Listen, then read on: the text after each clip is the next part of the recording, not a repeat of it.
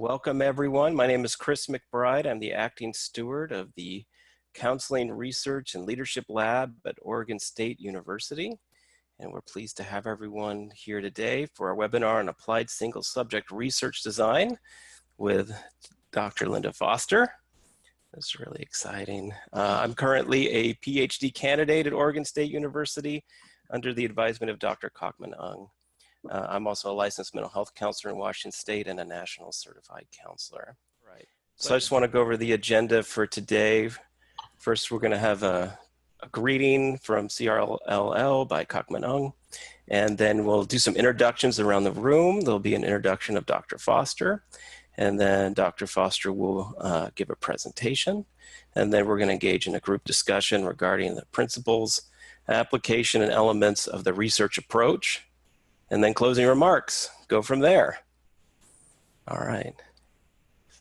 So let's turn it over to Dr. Ung. And Dr. Ung, if you'd introduce yourself and maybe say just a couple words about what we're doing here at CRLL. Hi, thank you very much, Chris. And this is Kok-Mun and Professor of Counselor Education at Oregon State University. Welcome to Can you all hear me? Yes. Okay. Welcome to our first webinar, and we developed this, or we initiated this platform in order for us to bring people, counselors and practitioners, students together for us to spend some time and learning more about research and interacting with people across the country, as well as also from other countries, to bring the counseling field closer together in a more intimate platform for us to learn more about research, to help promote research competence, as well as looking into professional issues. Thank you very much, and I hope everybody enjoy the webinar and have a good time, and we thank you for your support. Thanks to Chris for organizing this. Thank you. Thank you. All right. So it'd be great if we could go around the room and get to know each other a little bit. If you could say your name, the general location of where you reside, you know, city, state, country, your agency or university affiliation, and any burning questions you have about this topic of single subject research design, or your interest in this, this mode of research.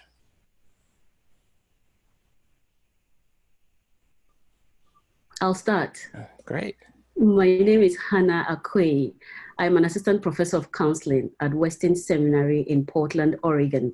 Oh. I came to US in 2013 as an international student and enrolled in the University of Central Florida's counselor education program. And then I finished in 2016 and came to Oregon. So I moved from one corner of the state, United States, to the other corner. And I love research. I'm more comfortable with quantitative than qualitative. And recently I came across some single case study designs with play therapy. And I like the concept of using a client as his or her own baseline.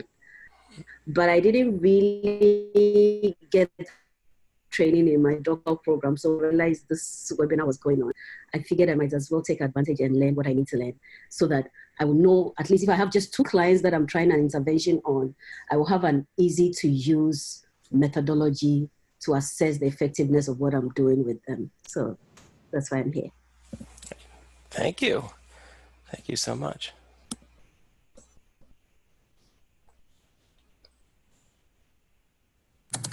We could go. This is Janine Case-Pease and Lauren Smithy. We're at Virginia Tech in the Marriage and Family Therapy doctoral program. And we're just looking forward to learning more about the methods. We're trying to set up collection of clinical data. I'm the clinical director at our Family Therapy Center here on campus, which is a training program for the doctoral students in marriage and family therapy. And so I was just really excited to see a webinar for a design that could be something that could help us with the research that we plan to do. So I appreciate you offering it, Dr. Foster.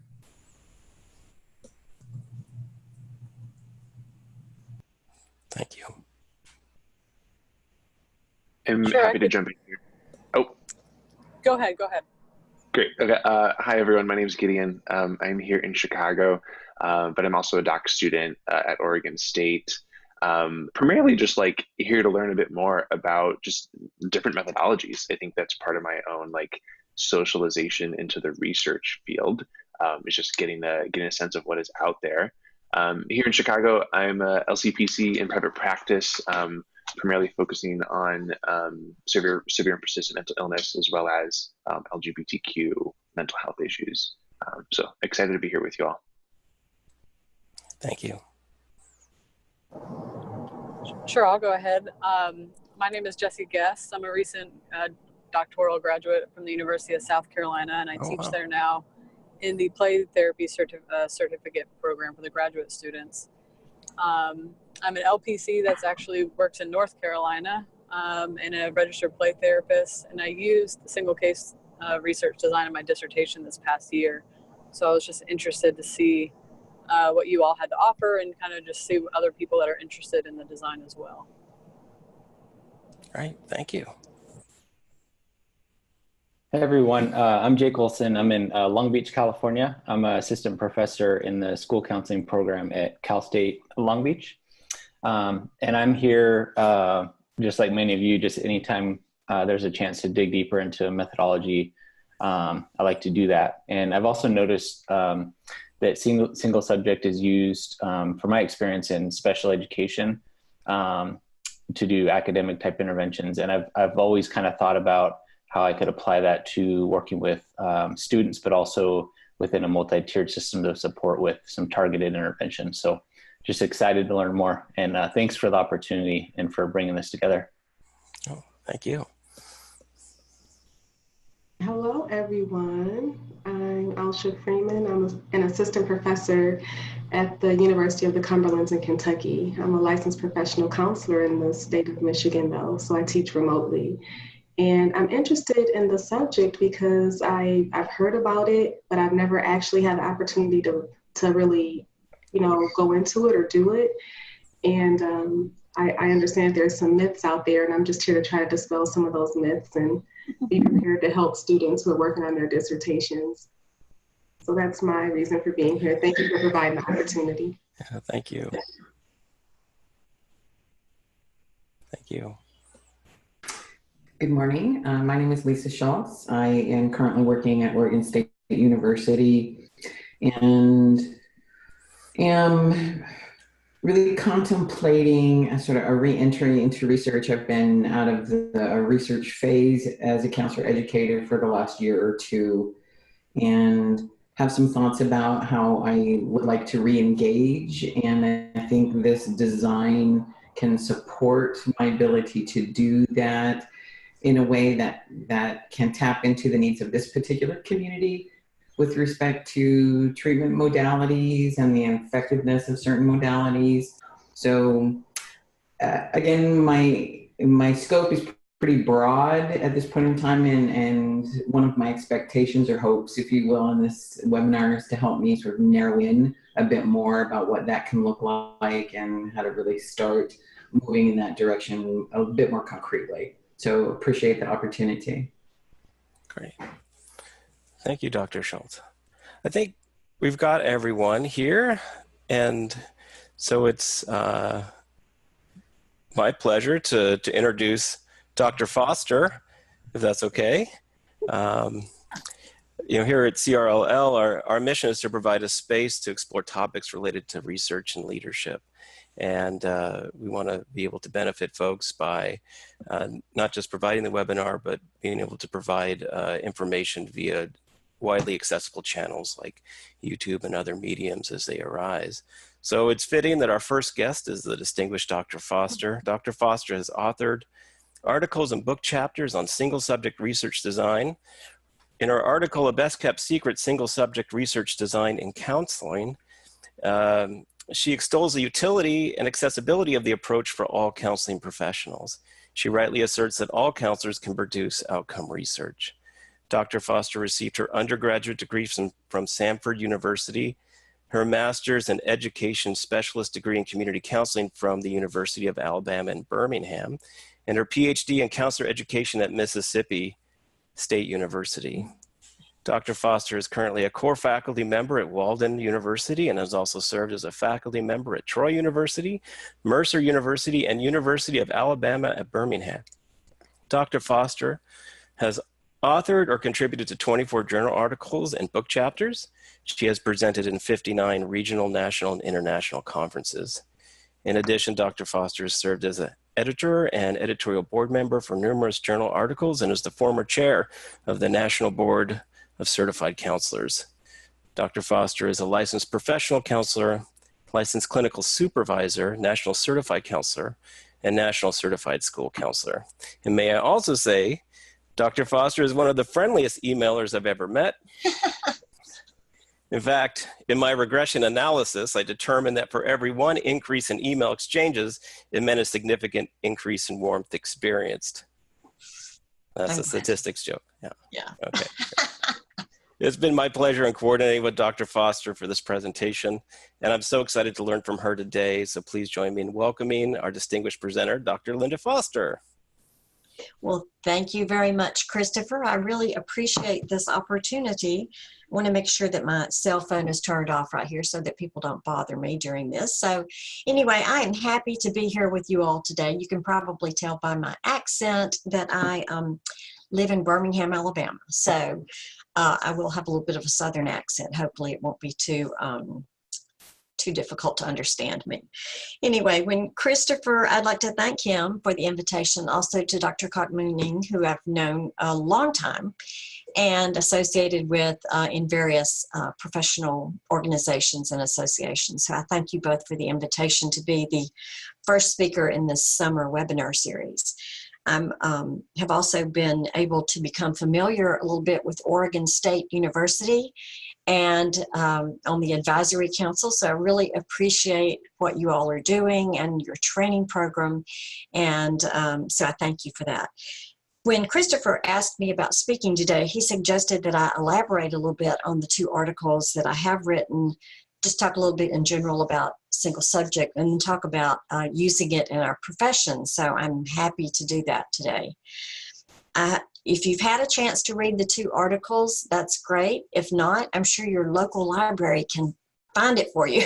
They're both probably good cures for insomnia if you are looking for something to help out with that. Christopher also sent me the information about the participants, and from what I've heard from you today, several of you are already familiar with single subject, and I am happy to have you chime in at any time if you have some thoughts that you'd like to share with us, especially, now who wrote the dissertation? Which person was that? I did. Jesse, okay, using single subject.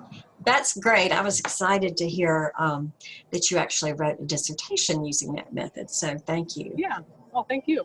Yeah, I want to hear more about it. I absolutely would like to hear more about it. So maybe we can connect, and I'd like to read your dissertation. So sure. Anyway, I will get started. I do have the ever-present PowerPoint presentation that I will open here in just a minute.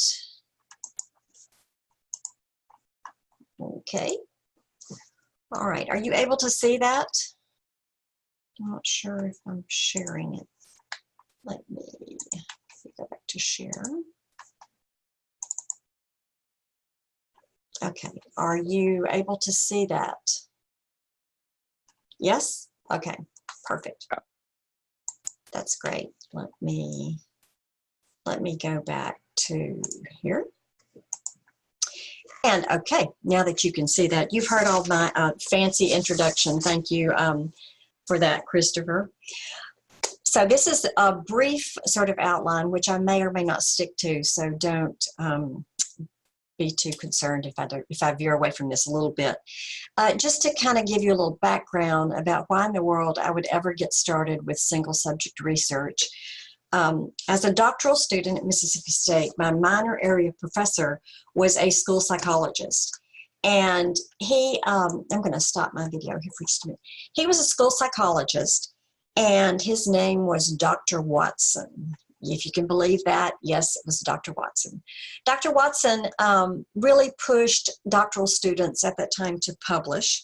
And fortunately, he had a doctoral student that was a school psychologist. So it seemed like it was a great match for both of us to work together and work on single subject. Now, about the same time, there were a lot of calls in the school counseling profession for more outcome-based research. And so it was just timely at that point in my personal professional life, because I was a school counselor.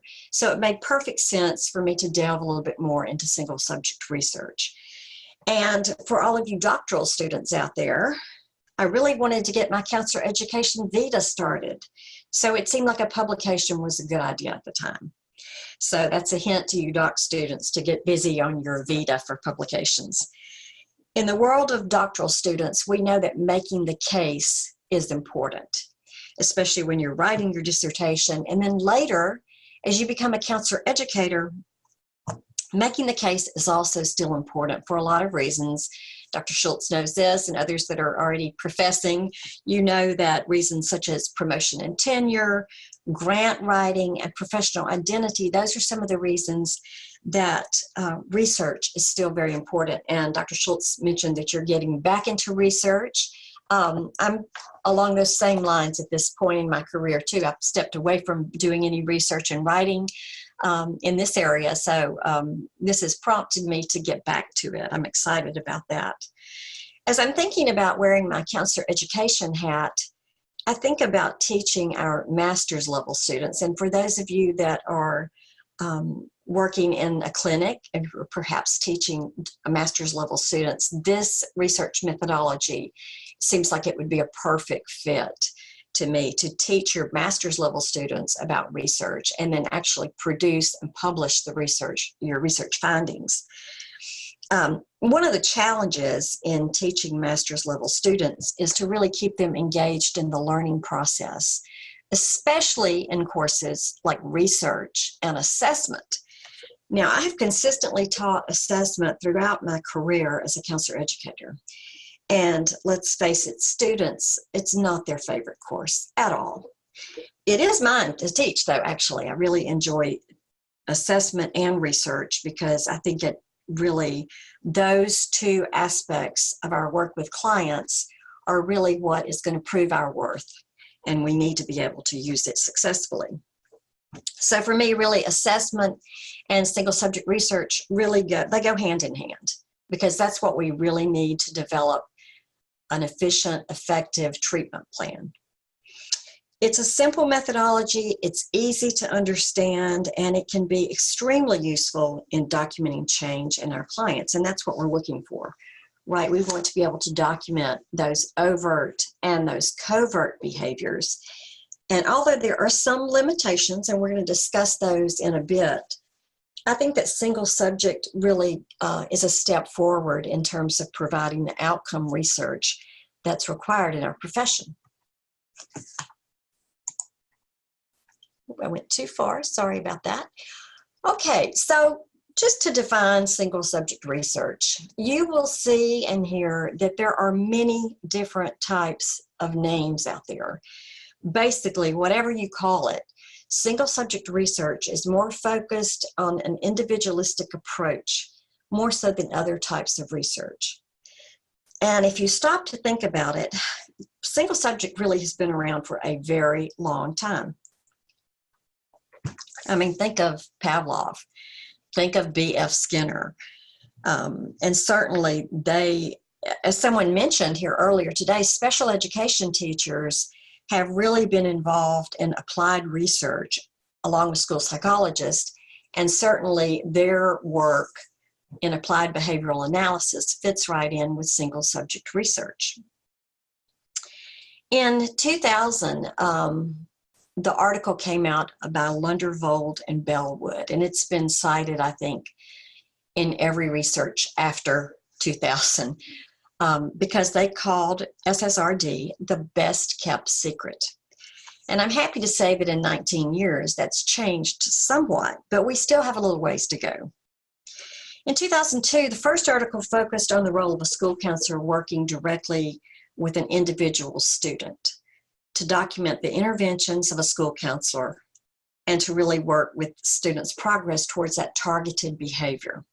I can't tell you how many times as a school counselor, teacher brings the child to my office and says, fix this child. So there are plenty of times when this is very applicable to working in a school setting. In 2010, I really focused more on investigating SSRD as a way that could be used by clinical counselors. And again, this, during the last decade, single subject research or single case research has really become more prominent. And I do want to mention that there are several studies that are outlined in the October 2015 issue of JCD. In fact, it's a whole special edition dedicated to this type of research methodology. So I definitely would pull up that journal for a lot of really great examples. Somebody mentioned play therapy. There's one or two articles, I think, in that journal that speak specifically about play therapy. So that will be very helpful to you. Now, we know that clients come to us for any myriad of reasons, sometimes without the full awareness of their strengths and weaknesses. And definitely, this is where assessment comes into play. We definitely want to think of assessment and think of how we can gain more knowledge about our client's strengths and weaknesses, because that's what we're going to use to help build that treatment plan. We know, too, that as counselors, we need to be able to formally conceptualize their entire world, their entire system of what's going on. So, as I'm thinking about how single subject has moved in the last decade, especially with the advent of managed care, we know that managed care requires that we provide evidence-based practice and outcome research that our interventions are being successful and being properly used. If in that same special edition in 2015, Ray wrote about single case research design. And although there's not a real strong difference, single subject research has now really become known in our profession as single case research design. So you will see SCRD rather than SSRD, just to make that distinguishing point. And I don't want us to get confused with the fact that single case research design is not a case study. So when we think of case studies, what's the most famous case study you think of? Anybody? The case of Anna. We think of that as a case study. Sigmund Freud's very famous The Case of Anna is a true case study because it's good for generating new research questions and studying rare phenomena and illustrating general principles. So there is a little bit of a distinguishing aspect between single case research design and case studies. So I just wanted to make that point to be sure that we're clear on that. So we really now want to make the case that single subject research has a place in clinical counseling. And this quote that's up on the board for you now, it's from a Canadian research. That's why behavior is spelled in the way it is, in the manner it's spelled. But when we think about single subject research, it involves a small number of people. It can be anywhere from 1 to, but certainly less than 10. So it can be used with small groups. It's really the best method for isolating and measuring behavior change because it allows us to look at the individual's progress. In the case of SSRD, the visual representation is really what we're looking at. And so it doesn't require a lot of qualitative aspects. Somebody said, I think it was maybe Dr. Schultz, talked about the quantitative aspect. You're more familiar with or more comfortable with the quantitative aspect, perhaps. So this single subject research, the visual representation of the data really eliminates the need for a whole bunch of qualitative information. It's quicker, It's easier to analyze the data. So that's one of the benefits really of SSRD. Another difference, a distinct difference between SSRD and group research, of course, is because we're focused on a specific individual. Without getting too much in the weeds, we want to discover that causal relationship between the independent variable, the dependent variable, and then the control of extraneous variables. And we're going to talk a little bit later about the limitations of SSRD and proving that causal relationship. But indeed, it is probably the best tool that we have to examine the specifics of an individual that we're working with. I've already mentioned that there seems to be a change in the terminology. When I published in 2002 and 2010, single subject was the terminology that I was using, and that was pulled from, of course, more psychological aspects of research. I think now that it's been changed to really be more reflective of single case, it probably helps it to be a little bit more user-friendly. And that way we can eliminate some of that fancier research terminology just by calling it single case studies. Applied researchers, I really like this, this aspect. And I think this really captures the essence of why we want to use single subject research, is because in the counseling context, we're focused intensively and exclusively on our clients. So it makes sense that our research is also focused and exclusive. When I look at this, I think this statement is just, you know, right on target with us, because in the real world, it is an applied, SSRD is an applied research method that really lets us be laser focused. When I think about my role as a counselor educator, I'm thinking about that it is really so important in our training programs to make sure that our graduate students graduate with the information they need to be able to conduct research, because counselors are doing the work. We know they're doing the work, but they're documenting now more because of evidence-based practice and outcome research and managed care. We know that, but the publication aspect is still missing somewhat from the clinical counseling world. Now, one other point that I want to make is that we cannot forget, in any type of research that we're doing with our clients, we cannot forget about rapport and the strength of that therapeutic alliance. It's vital to the research process, and you know, we've got to have buy-in from our clients. So just wanted to make that little caveat that, you know, the rapport is still important in any relationship with our clients. Okay, so I'm still talking about how we're defining single subject research, and then we're talking about the need for it. Now, these bullet points, believe it or not, were from a presentation in 2007.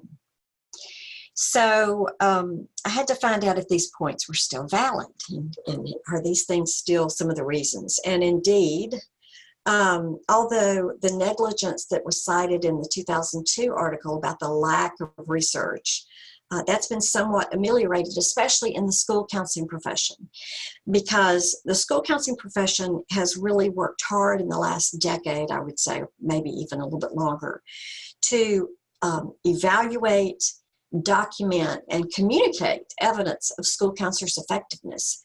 So the accountability trend in schools that really started in about 2002, maybe a little bit earlier, 2000, really prompted school counselors to get on board with conducting research. And clinical counseling practices have been a little bit slower to respond to that, but that's what we're working to overcome. Our professions have both become more knowledgeable, and so we really now want to be able to communicate to the outside world what a great work we're doing as clinical counselors as well. Are there any questions so far? Okay. All right.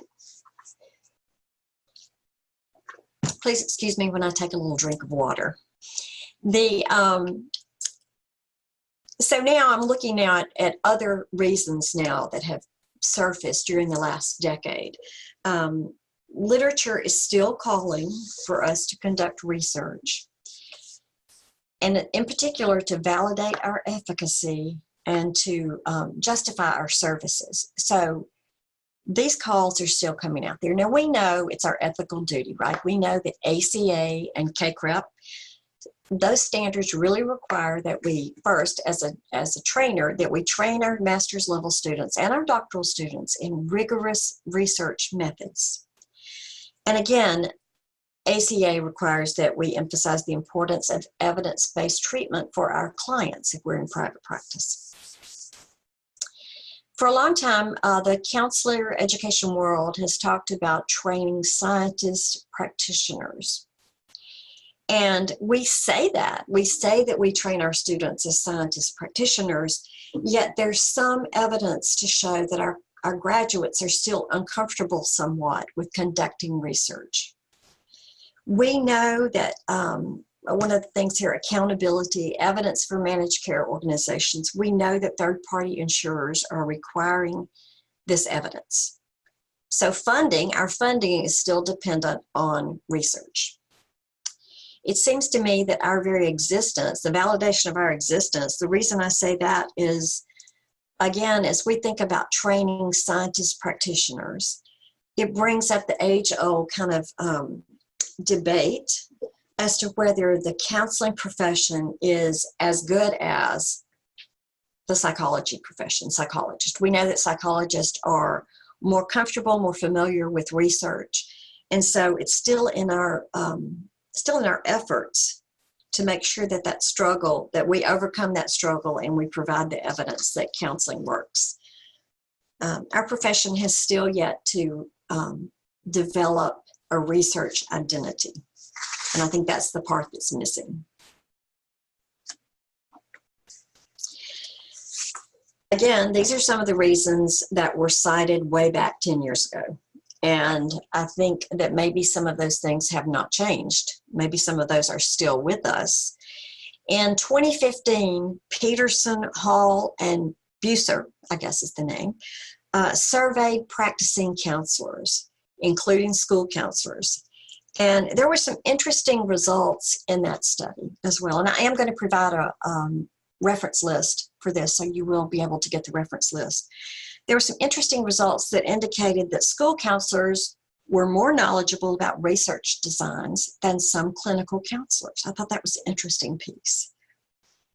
And another important aspect of that study was that participants indicated several areas for growth, other areas that they would need more information. One of those was a need for training in single case research design, and then also in defining and measuring client outcomes, and lastly, in survey design. Now, we know in our world that observation, case studies, and surveys are the top 3 research methods in our counseling world. The findings in the Peterson article really suggested that counselors want to use these skills, but they still feel somewhat inadequate. So it looks like some of those reasons are still the same, unfortunately. Now, here are some additional reasons that I have found cited in the most recent literature. Again, it seems to me that we as counselor educators, we're training master's level students, that we're not doing enough to train our future counselors. And this is an area too that I think is just ripe for outreach to practitioners in our community. So I think that's, an idea that we should explore too, is how can we train practitioners to use this methodology and then help them publish their results. That's an idea for us to think about. In 2007, there was an article by Sharpley that he argued really that single subject research is not a well-kept secret anymore, that we offer our students, of course, a research class, and we offer assessment classes. But his thought was that what we're not doing is making the connection for research methods to the real world of work. And I think that's what's missing sometimes. This was echoed in the Peterson article as well, is that students need to understand how research is going to impact their future work. I think when we're teaching master's level students, they just want to get out of that research class. That's the main thing, is just to get through with that class, get finished, and really we don't make the case that students will be using this in their future work. In 2010, Ray and Barrio Minton really kind of took counselor educators to task and said that we need to be more intentional in providing our students with SSRD knowledge and information. I think that special edition of JCD went a long way in helping to explain how it can be used in a very practical manner. So we need to keep focusing on that idea that single subject research is for practitioners. And so hopefully we can do that with a little more publicity for single subject. I'm a big fan, in case you can't tell. You know, it's been noted that we're just uncomfortable with being researchers. If you think about the humanistic perspective, some people believe that those two things just don't fit well together at all. But it really is becoming necessary that we do become a researcher. In the introduction to that JCD special edition, Stephen Lentz pointed out that in a somewhat amusing sort of way to me, one of the reasons was that we might not want to wear a white lab coat. Now, I'm kidding a little bit, but I think that that lack of a researcher identity really prohibits us from fulfilling the publication aspect and the research aspect. Now, there's one other very important point that's applicable to counselor educators, and for you, those of you that are supervising in that counseling lab, Ray Barrio Minton made the suggestion that single subject research design, or single case, be integrated throughout the curriculum of master's level programs. Now, this would certainly go a long way in making sure that our students are knowledgeable and confident in using those skills. So that's an idea for us to think about too, if you're a counselor educator, is how can we start our students out at the very outset of their program, learning about single subject and applying it all throughout their program. I think it's a great idea, and it's one that certainly, you know, bears some looking into. Now, Dr. Ning sent me the textbook, Counselor Education in the 21st Century. And the topic of researcher identity was addressed in that textbook. And I think that we need to instill that same idea in our master's level students. In particular, the chapter by Carlson, he pointed out that developing as a researcher, and this kind of speaks to Dr. Schultz a little bit about what you were saying, that it takes time to really identify and think of ourselves in that researcher role. It takes time, it's an intentional process, even for counselor educators. So, and it's going to take time. So I think if we think about our master's level students in that same way, it's going to take time for them, as well as us, to develop that researcher identity.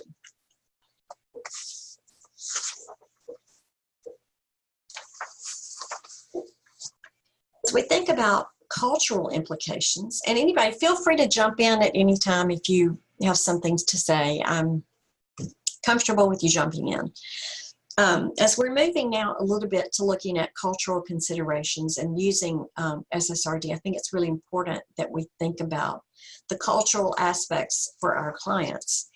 And for me, I believe that SSRD is a culturally sensitive approach. Now, some people, I don't know if you would agree with that or not, but we know that some cultures are comfortable with a direct, problem-solving, action-oriented process.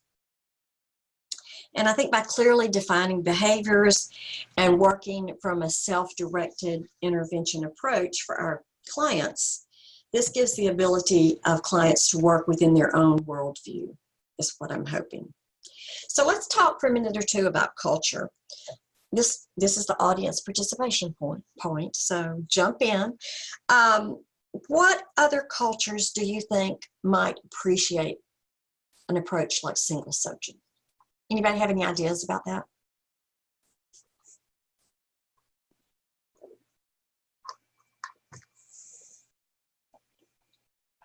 Nobody? Come on now. Linda, I can share just my immediate thought. Sorry, Hannah, if I stepped on your thought. But, like, I have been working with the Latino community for about the last 30 years or so in various aspects, and have gone through what you mentioned earlier, the conflict of feeling a humanistic desire to just be a counselor Right. in that community and not feeling comfortable requiring some research data in return. I always felt a real conflict around that, and understand. So sorry if I was muted for a little bit. I thought I had undone myself. But so I guess just to get to my thought, Linda, is I believe, given my previous experience with doing both individual and group work in the Latino community, that they would enjoy having their stories told fundamentally, individually and as a collective, saying here's how I'm operating within my community, and I also have this individual context here and a unique story that I'd like to be able to share. So that's what came to mind when you asked the question. Yeah, I think the Latino population is one that I had on my list that I think would appreciate this approach. Another group I'm thinking of is refugee population. I work a lot with refugee populations. And an interesting thing is I sometimes approach from the Gestalt therapeutic modality. And what I noticed was that my Arabic speaking clients were uncomfortable with Gestalt.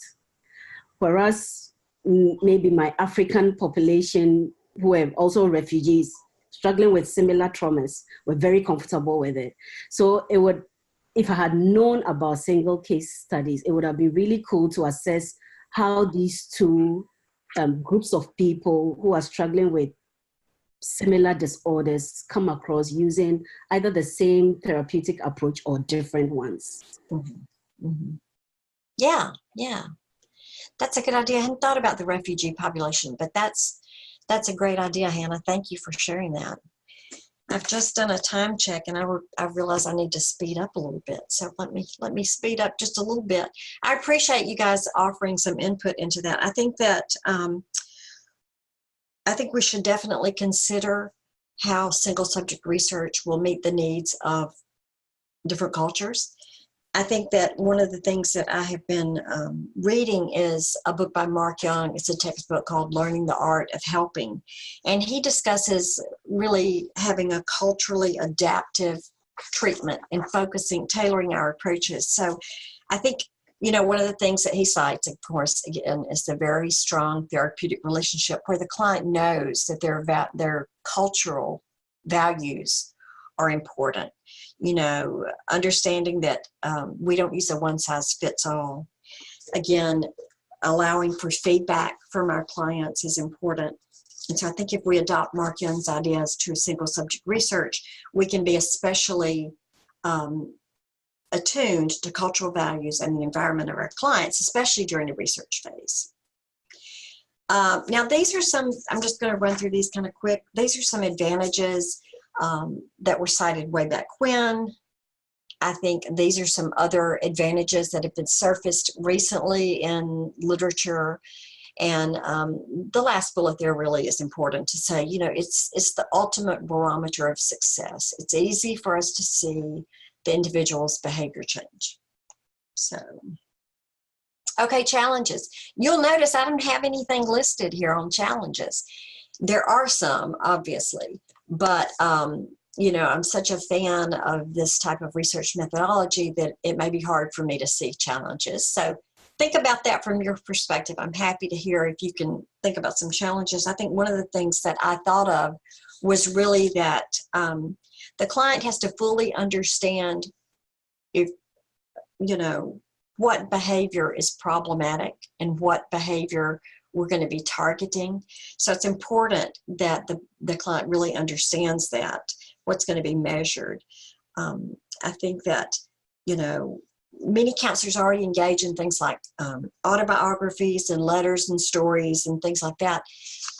In single subject research design, we're going to be using a lot of self-monitoring and self-observation and self-reporting. So sometimes that gets lost a little bit because of distortions or memory errors. I think if we could have our clients use their fitness app, a tracking app for their behaviors, that would be a good way for them to be sure to monitor and self-track their own behaviors. So that's one issue, is just making sure that the client is fully engaged and aware of the behaviors that need to be changed. And when I'm saying behaviors, I want to just say also that that is behaviors that could be overt behaviors like actions that somebody's taking, physical actions, or it can be covert behaviors, which are those defeating self-thoughts that the client may be having. Those are also behaviors. They're just covert and not seen by us on the outside. Self-monitoring is really important. We know that successful self-monitoring in itself can create change for our clients, just the self-awareness that brings to our clients. So, focusing on making sure the client understands, making sure that the client is fully aware of how to self-monitor and how to self-track their behaviors is important. Anybody else have an idea that could be a challenge to us? There was a comment in the chat, Dr. Foster, from Dr. Schultz. We're wondering about IRB and how they may respond to the design. I bet our dissertation person, Jessie, could answer that. She's probably had the most recent experience with IRB. Jessie, do you have some thoughts about that? Well, our IRB, it seemed like they needed a little bit more explanation on what the design really is. So they maybe had it a little bit confused with different designs and were wondering why I was doing certain things or how I had things set up. So it took a little bit more time and a little bit more kickback from them, and just kind of explaining the design, where you don't have to do that typically as much in other designs used. So I would allow for a little bit more time and expect some feedback from them, and just maybe patience and really just taking the time to explain what the design is actually doing and why different things are needed. I also had a little bit of a challenge just because I was also working with children, so that's always a red flag for IRB. Okay. So yeah, it's really just being able to advocate and teach them the design also, I think helps. Yeah. I think I probably have something like that listed on my ethical concerns or limitations a little bit later, so we'll talk about that a little bit more. Again, counselors help clients, and certainly, we want to be able to do this within the boundaries of the client's personal life circumstances and provide that outcome research. Let's get to the designs then, really, because I see I'm short on time here. This, an A-B design is, the simplest, easiest to use design. 2 phases, a baseline phase and the treatment phase. Back in 2002, we were focused on, students in schools. And so that's the getting out of seat behavior that we focused on for one of our students. Frequency, intensity, and duration, of course, is one of the things that we're measuring during that baseline phase. And that could be the same for any behavior, as I said, covert behavior or an overt behavior.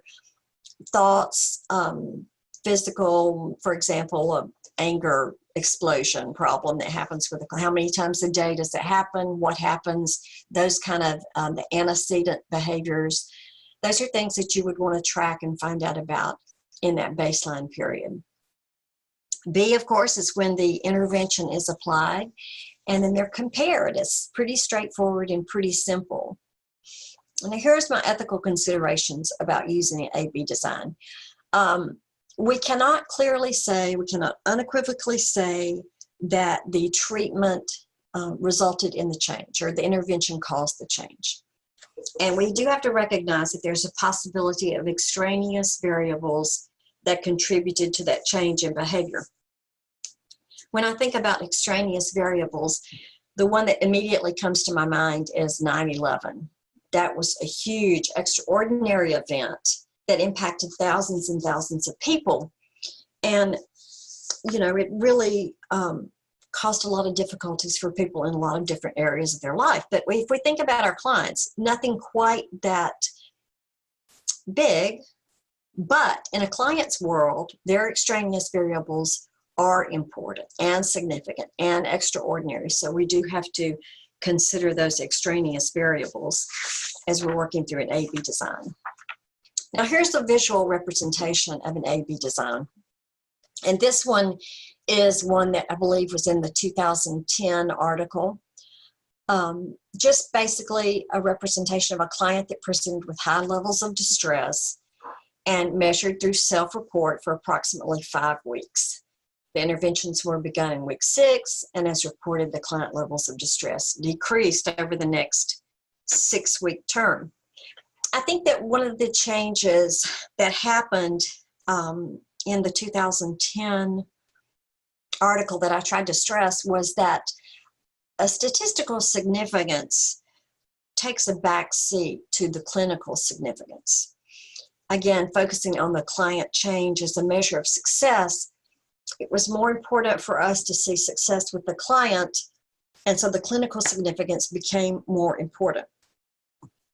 I've already given you the caution that we can't say that this treatment was singularly responsible. And again, I mentioned that self-reporting in itself can also impact the client's behaviors.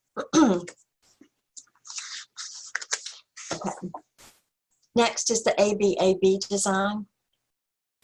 Basically, it's a repetition of an AB design.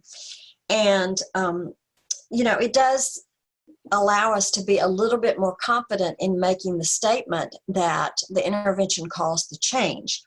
But we do have to remember that safety of our client is utmost concern. We're not going to remove a successful intervention if harm might occur. So we have to be cautious about that. And we have to understand that the repetition of this design helps us see a little bit more effectiveness of our interventions. But again, it does increase the validity somewhat to do an ABAB as long as you can remember the ethical considerations. The strength is the functional relationship is demonstrated. You have more confidence, probably not 100% confidence, but you do have more confidence that the intervention caused the change. And the caveat again is the harm that could be caused. Now, here's the visual representation of an ABAB design. And as you can see, during the treatment phase, the dependent variable, the behavior, changed with the introduction of the treatment, the counseling intervention. And then it changed back after the treatment was removed. In the ABAB design, the replication is important for us to look at, again, to see that during that second baseline, the condition didn't return absolutely to the first baseline, it stayed a little bit above. But again, with the treatment applied again, the behavior, I think it was time studying, the studying increased again. So that gives us a little bit more confidence the intervention did make the difference in the percentage of time that the student spent studying, which is the dependent variable. Obviously, we wouldn't want to take away success just to prove our point, but in this case, it was appropriate for us to do an ABAB design just to make sure that the positive attention was in fact causing the behavior change. Now, the next one is multiple baselines. And again, it's a series of AB designs that are replicated. In our case, we focused on multiple behaviors with the hope that the intervention effects would be generalized across all of the behaviors. It was a problematic child that had some problematic behaviors. The multiple baseline certainly strengthens the hypothesis that intervention caused the behavioral change. And here's the visual representation the percentage of time that the student was out of his seat, inappropriate vocalization, and bothering others, I believe. Yes, bothering others, inappropriate vocalization, and out of seat behavior. So it was one subject, 3 different behaviors. But as I said earlier, with this design, it can be the same individual across different behaviors, the same individual across different settings, the same behavior across different individuals. So this design can work in several ways. And in a school setting, you know, we thought about it from this perspective. If the student misbehaves in one classroom, does he also misbehave in the lunchroom? Does he also misbehave on the playground? So it was very useful for us in that respect to use the multiple baseline to attempt to create behavior change for him. And again, there is the example, the graph of this. Again, with the hope that we focused on what we consider to be the keystone behavior, which behavior is the most problematic. We would start with that behavior and work across the other behaviors to create that client change. The changing criterion design, this might be my favorite one because it allows us to make changes as we go along. In fact, it's just an A-B design where the intervention remains the same, but the criterion for success is sequentially changed. Now, somebody mentioned school counselors or being in a school setting. School counselors and special education teachers in particular use this all the time because if they're creating behavior change in a student, perhaps the student is doing something 5 days a week. Every day, the teacher will say, he's out of his seat 40 times a day. Well, once we do the baseline, he's probably not out of his seat 40 times a day, but it does happen every day of the week. So a special education teacher would set the first criterion to be, okay, we want him to only do this 4 days a week, 3 days a week, 2 days a week, until the behavior has been extinguished. You know, you have to be realistic in using this. You have to have reachable goals, especially if you're working with children. If you think about it, you can't set the goal too high that a child is then unsuccessful, because that in itself would also be kind of a defeating effect. You don't want to set the goals too low either. So finding a happy medium somewhere in between is really important. Now, when we're thinking about a changing criterion design, again, as I think about the clinical interview with our clients, we need to know what is going to be a positive reinforcement for our client. With children, it's pretty easy to find perhaps a token economy or something that's going to work for a child. It's easy, but it's always good to ask what is going to be a positive reinforcement. You can't just assume that you know what is best. Same thing with our clients. The clinical interview is going to provide the most information for us regarding reinforcers, which is what we're possibly going to use in a changing criterion design. Here's the visual for changing criterion. And again, the goal is to, in this case, it was to increase the percentage of work completed by the student. So as you're thinking about a changing criterion, this is audience participation again. What is something that's found in the clinical area that would be easy to use a changing criterion with? Anybody have an idea?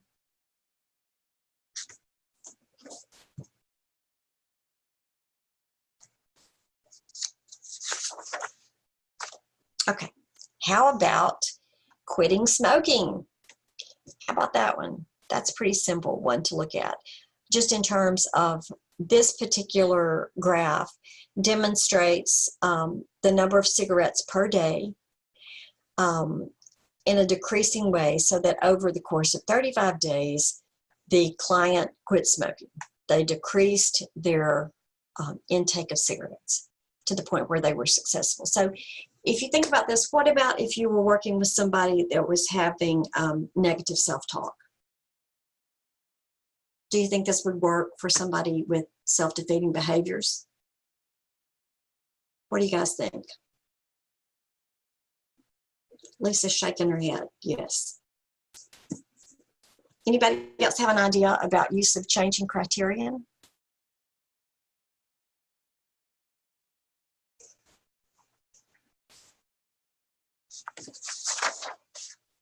Social anxiety just popped into my head. The degree of outreach a client might take on with respect to, you know, communicating, or like, and even OCD comes to mind, you know, like some really specific behaviors that you can identify and measure. Because I guess I'm wondering too, that like the self-talk,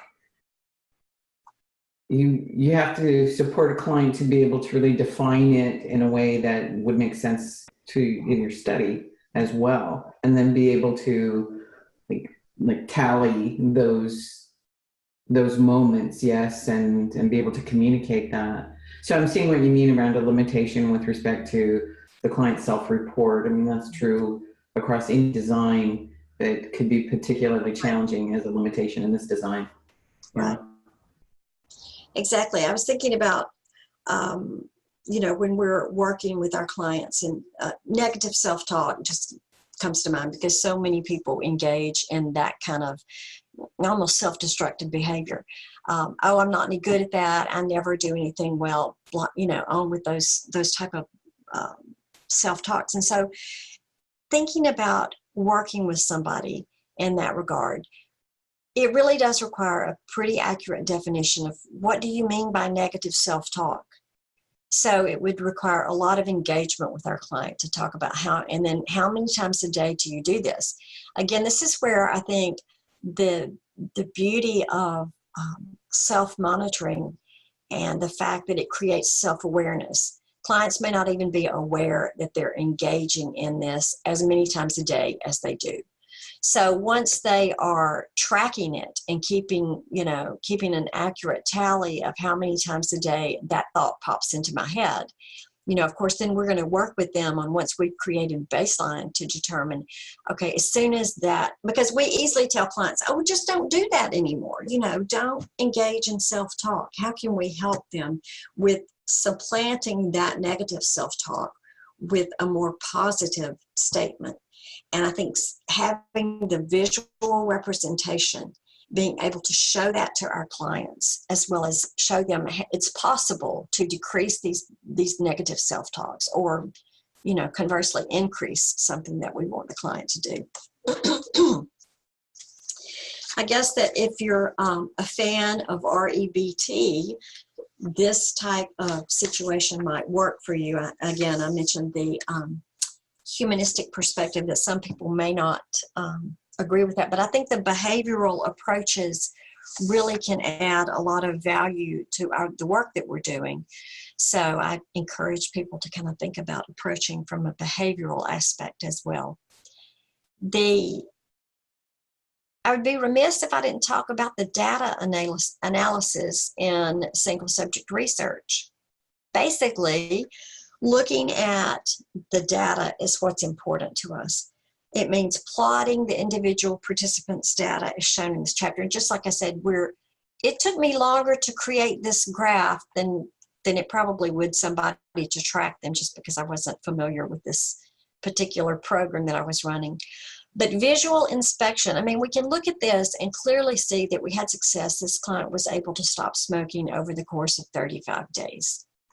Visual inspection, we can look carefully at the data and make a judgment about whether the intervention worked, basically. All right, so in recent literature, again, I've looked at,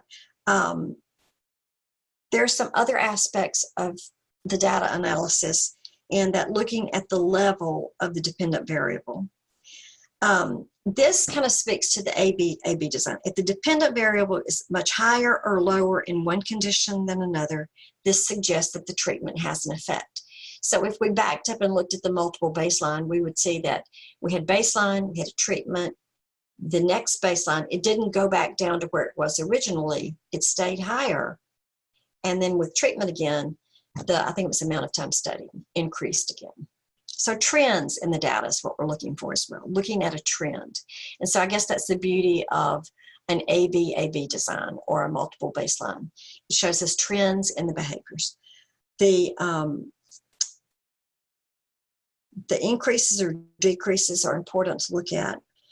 And somebody now, a couple of authors, and along with Rick Balkin, if you know who he is, the research statistics guru, also published an article recently, well, in 2015, that talked about percentage of non-overlapping data as a way to analyze the behavior. And means and standard deviations are also thrown out as a way to analyze the data.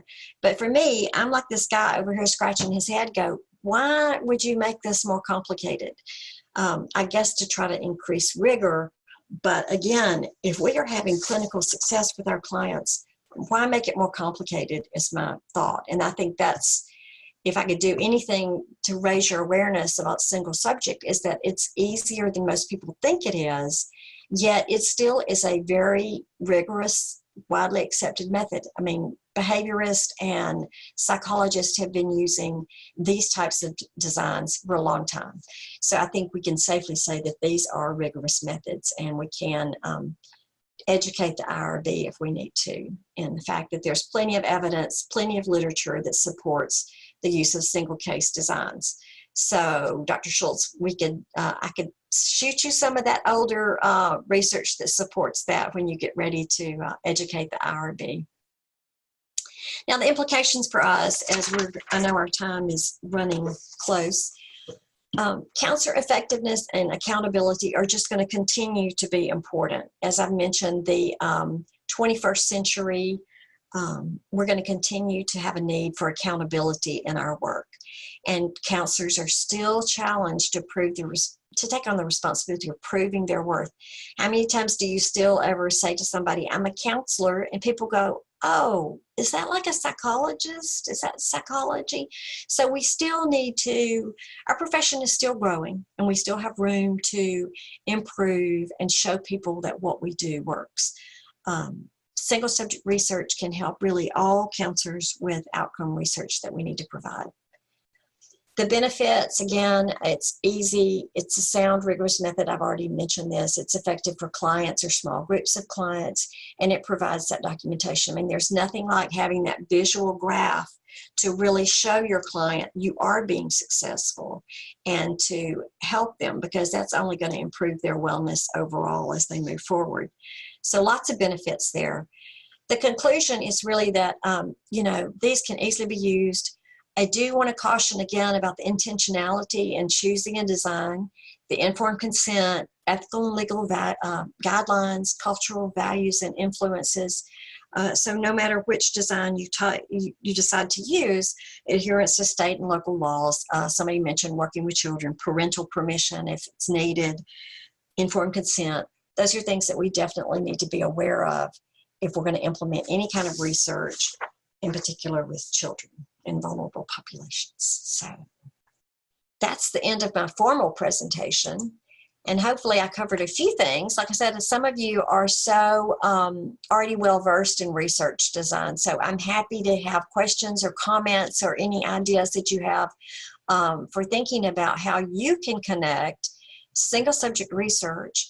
And again, like I said, to work with your master's level students, you as a doctoral student, as counselor educators, getting out in the community, perhaps working with practitioners to help educate them a little bit about the need for it. And they probably are already aware of the need for it, but how to do it and how to get it published are things that I think we can really help out with. So questions, ideas, comments, let me know. I have a question. Do you have a program for analyzing the data? So the visual representation you had, was there a particular program you used? No, I mean, I just charted the information in an Excel chart and then turned it into a graph. Okay. Is all that required. It just took me a little time to plot everything. Graph looking just perfect. So that really is, it's pretty easy to do that once you get it all kind of set up, but that's about it. Okay, thank you. Again, what I said, we would be looking for trends in the data. We would be looking for, you know, just visually looking at it to see if there's been an improvement. And the beauty of this is that you can change the intervention. If you see it's just not working, it's pretty easy for us to change the intervention, go in a different direction, and then start the baseline again to measure.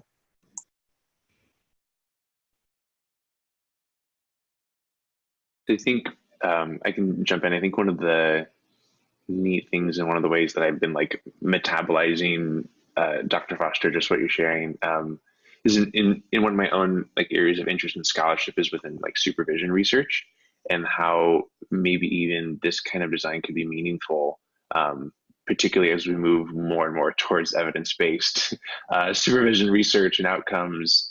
And even within like accreditation standards, needing to evaluate supervisors and faculty.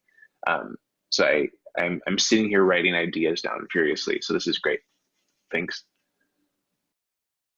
It's interesting that you say that. I just this last week finished licensure supervision with somebody, supervisee, and as I was talking just today, I was thinking, I should have done a single subject research design with my supervisee. So you know, I think it's certainly something that bears looking into in terms of tracking progress. Yeah, good idea.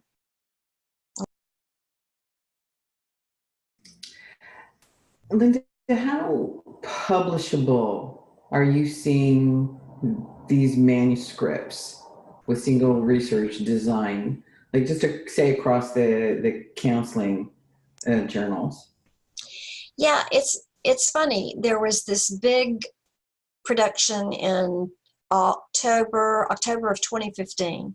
And so then I tried to also look in 2017, 2018, specifically in JCD to see, and I found very few, just 2 or 3 articles. So I don't think it's the fact that it can't be published. I think it's just people aren't submitting, would be my guess.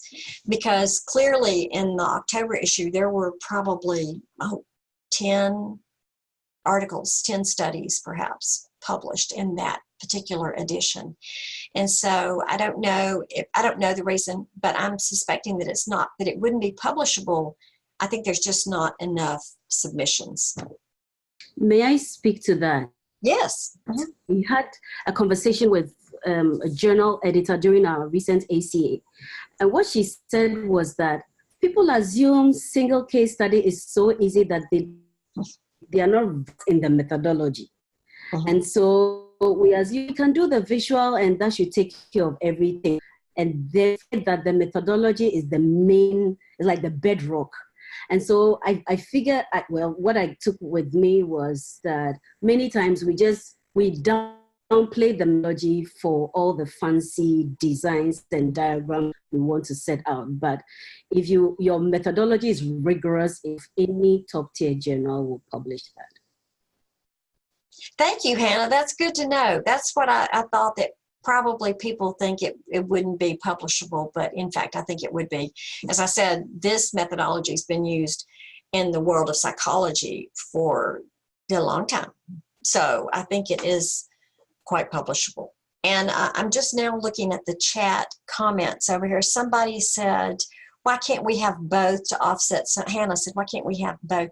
I think maybe that is why now there is a little more of this, the overlapping data. I think that's probably why that's been added in. Oh, are you still there? Yeah. I am here. So yeah, so I think maybe that has to do with that another article that Rick Balkin mentioned, the data analysis, looking at non-overlapping data. Yeah.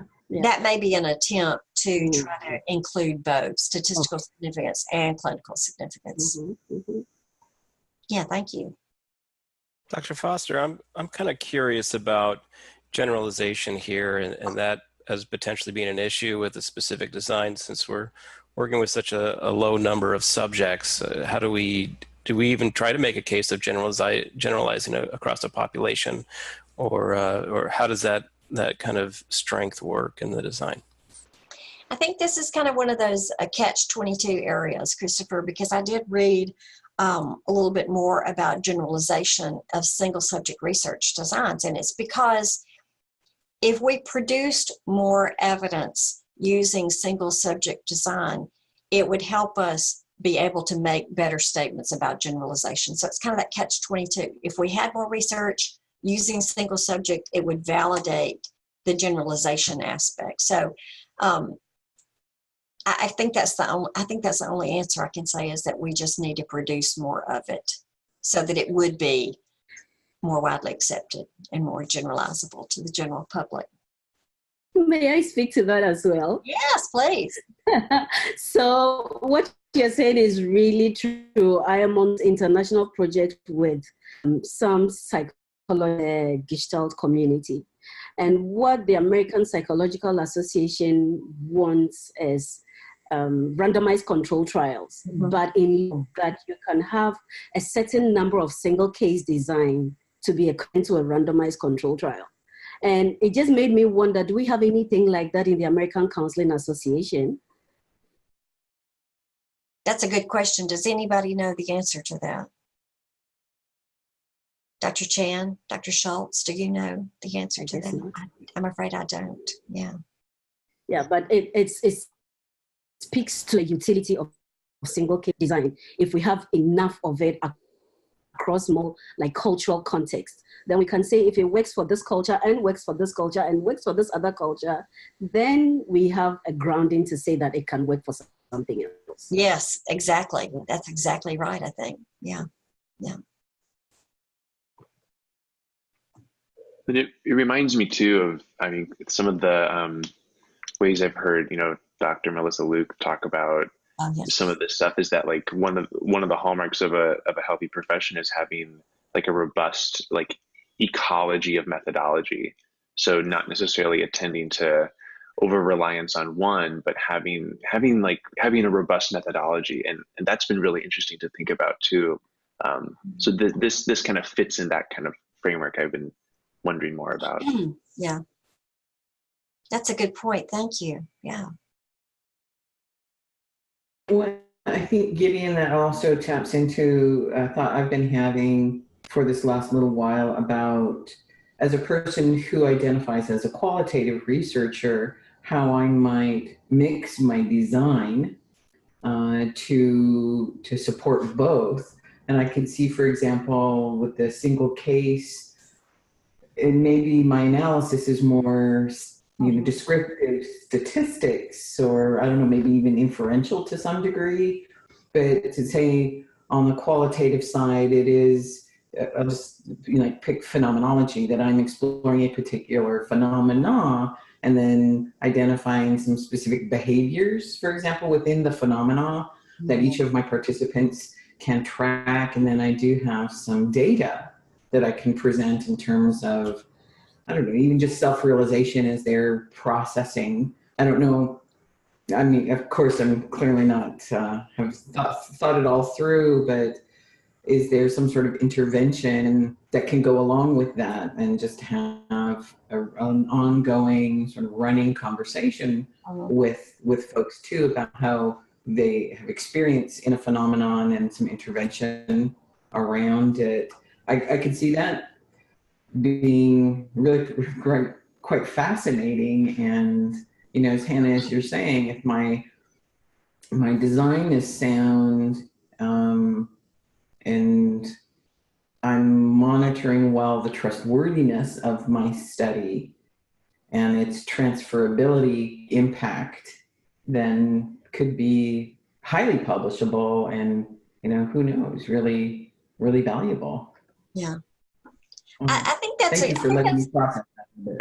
Yeah, I think that's a great idea. I hadn't thought about kind of doing the mixed methods approach, but it seems like that would really benefit the world of research, indeed, combining both of those aspects. So I think that's a good idea. I'm not sure. A little bit of that in recent single case studies designed with elementary school children.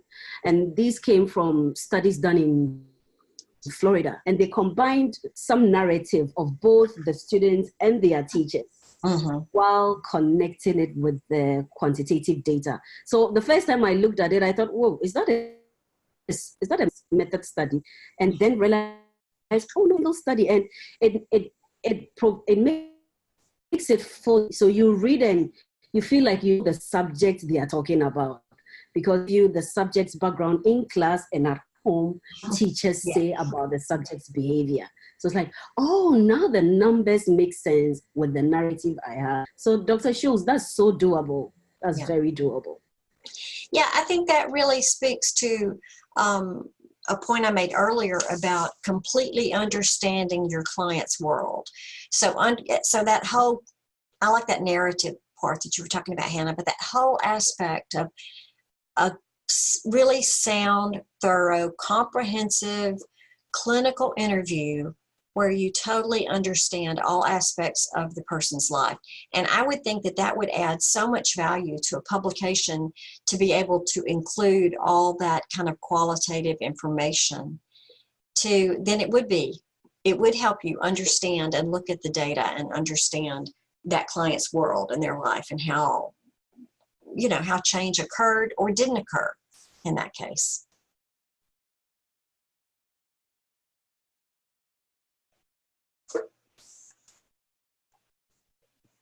Anybody else have any other ideas? As I said, I'm a big fan of this approach. I think it holds a lot of value for our profession. Again, just in terms of getting the word out there about what we do. I know that there are probably plenty of clinical counselors that have great information. And so it seems like if we could connect with some of those people, help publish some of this research, it is going to lead to more respect for single subject research design, I think.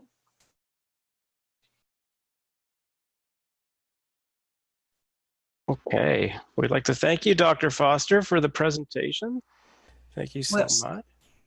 Well, I appreciate you all letting me be your first speaker. I'm sorry, my voice is a little gravelly today, so I had to keep sipping on some water here. So I appreciate your patience as I worked through the presentation. And again, I will supply a reference list to Christopher so that you'll have that. And if you have further questions or need information, Christopher knows how to get in touch with me via email for sure. So I'm happy to talk with any of you later if you'd like to connect outside this forum. And good luck with your future research. Thank you. So just a couple of quick follow-up items here from CRLL. We're going to be sending out a follow-up survey to see what your experience has been like. It's really important for us to get your feedback as we create future webinars to see how we can improve our process to best meet the needs of the community here. We will be having another webinar next week on part 2 of our series, Single Subject Research Design, with Dr. April Legou. That is at capacity. In mid-July, we have Dr. Kok-Mun presenting on the internationalization of the counseling profession. And then we have Dr. Cass Dykman, scheduled to present on corpus linguistic analysis in the fall. So stay tuned for that. It's a really exciting field. We have other presentations in the works, so stay tuned. We'd love your feedback. If you have any questions, please feel free to send me an email. Many thanks again to Dr. Foster and all those who attended and participated. We hope to see you all again soon at a CRL webinar. Thank you so much and have a great rest of your day. Thanks again, everybody. Nice to meet you. All right. Bye, everyone. Thanks. Thank you, Linda. Lovely to see you. Well done. Thank you. Thank you. Bye.